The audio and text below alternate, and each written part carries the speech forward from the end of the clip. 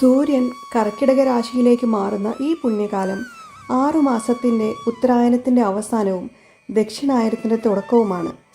മിഥുന മാസത്തിൻ്റെ അവസാന ദിവസമാണ് കേരളീയർ കർക്കിടക സംക്രാന്തി ആഘോഷിക്കുന്നത്. സൂര്യൻ്റെ ഈ രാശിമാറ്റം മലയാളികളുടെ ജീവിതത്തിൽ ഒരു പുതിയ അധ്യായത്തിൻ്റെ തുടക്കമാണ്. സംക്രാന്തിക്ക് മുമ്പേ തന്നെ വീടും പരിസരവും സമ്പൂർണ്ണമായി വൃത്തിയാക്കി ശുദ്ധമാക്കുന്നു.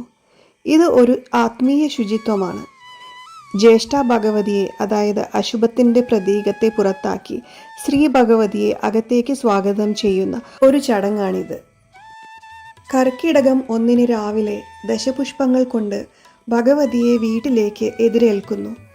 ഈ ദശപുഷ്പങ്ങളിൽ പൂവാങ്കുരുന്നില, മുയൽച്ചെവി, കറുക, നിലപ്പന, കയ്യോന്നി, വിഷ്ണു സംക്രാന്തി, ചെറുല, തിരുതാഴി, ഉഴിഞ്ഞ, മുക്കുറ്റി എന്നിവ ഉൾപ്പെടുന്നു. രാവിലെ കുളിച്ച് വീട് വൃത്തിയാക്കിയ ശേഷം വിളക്ക് വെച്ച് കിണ്ടിയിൽ വെള്ളവും തുളസിയും വെക്കുന്നു. താലത്തിൽ ദശപുഷ്പങ്ങൾ, വാൽക്കണ്ണാടി, രാമായണ പുസ്തകം, പുതുവസ്ത്രം എന്നിവ സജ്ജീകരിക്കണം. വൈകുന്നേരം ഇവയെല്ലാം ഇതിൽ നിന്ന് എടുത്തു മാറ്റണം.